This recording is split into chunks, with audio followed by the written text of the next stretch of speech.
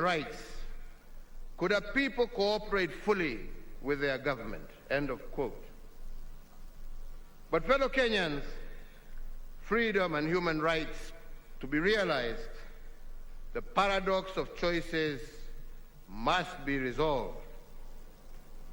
3, they reveal the paradox when they emphasize that self-rule is the granting of opportunities, but accompanied by the burden of choice. Every opportunity in the exercise of freedoms and self-rule must be tempered by the consequence of choice. Every right granted must have a corresponding responsibility, and those who enjoy opportunities but neglect the burden of choice cannot be said to be truly free. This paradox of choices and freedoms applies to both individuals as well as institutions. Fellow Kenyans, based on some of these teachings, I believe we have built one of the most robust democracies in Africa. The fields of individual freedoms have expanded and citizen participation has become emboldened.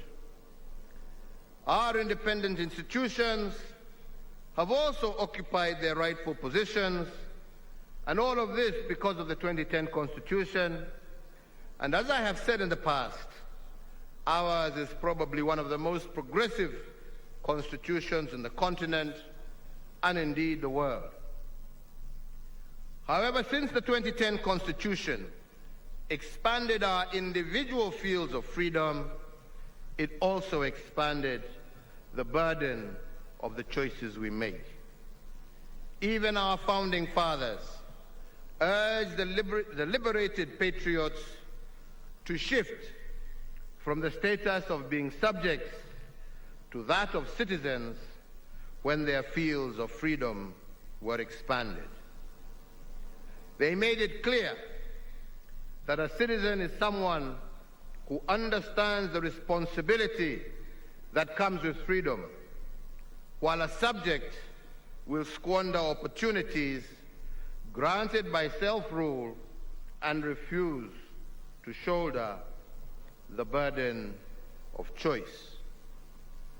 Similarly, I believe the framers of the 2010 Constitution did not envision a situation where expanded fields of rights resulted in diminished responsibility by citizens and institutions.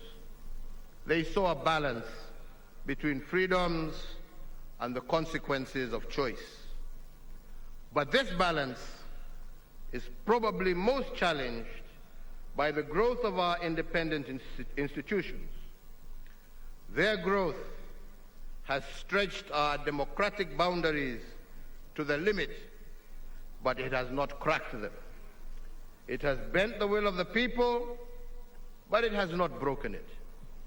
In fact, any other African country experiencing the political turns and twists that we have experienced in the search of greater perfection in our nationhood, I believe would have burst asunder, and we have seen many such examples across our land and continent.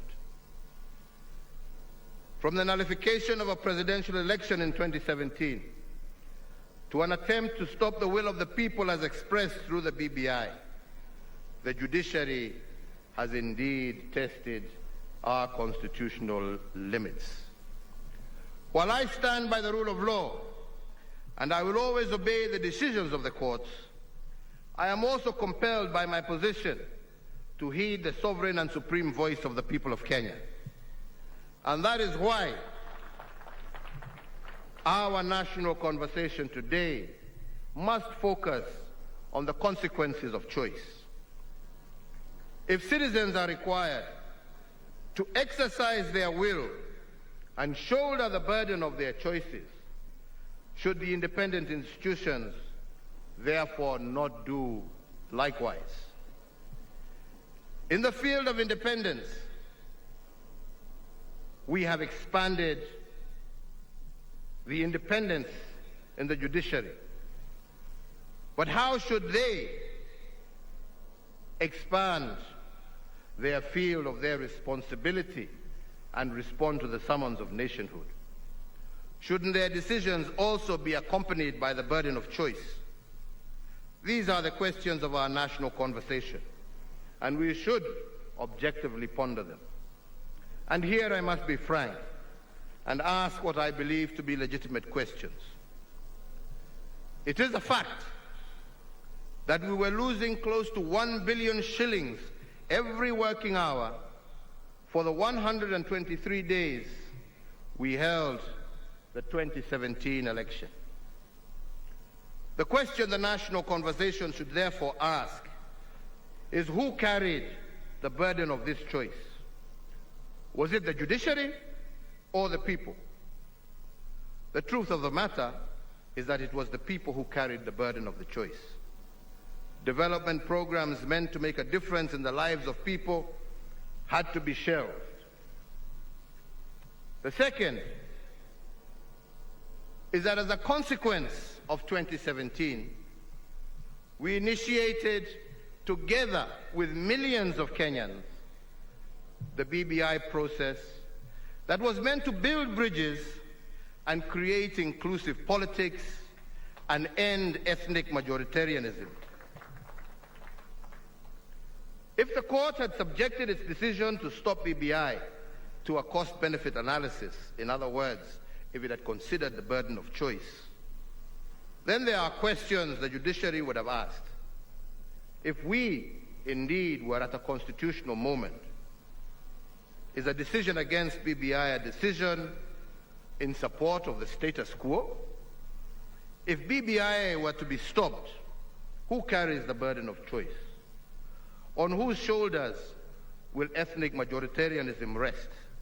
And who will carry the burden of losing 30% of our national budget every 5 years due to the toxic politics that BBI sought to resolve? The judiciary would have asked itself another question. Can Kenya truly be a democracy if the people are denied the opportunity to express their sovereign and supreme choice at the ballot box on the basis of elevating technicalities over the overriding objectives of the law? Our Constitution, fellow Kenyans, is not a yoke around our necks, but rather it should be a mighty sword that can break the chains that limit all of us as citizens.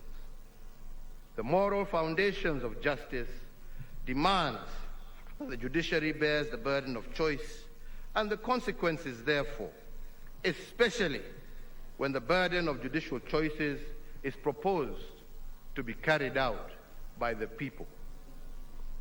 Fellow Kenyans, as I turn to the national question of our times, as is the national tradition every Madaraka Day, I wish to remind us of an instruction left behind by the founding father of our nation, Mzee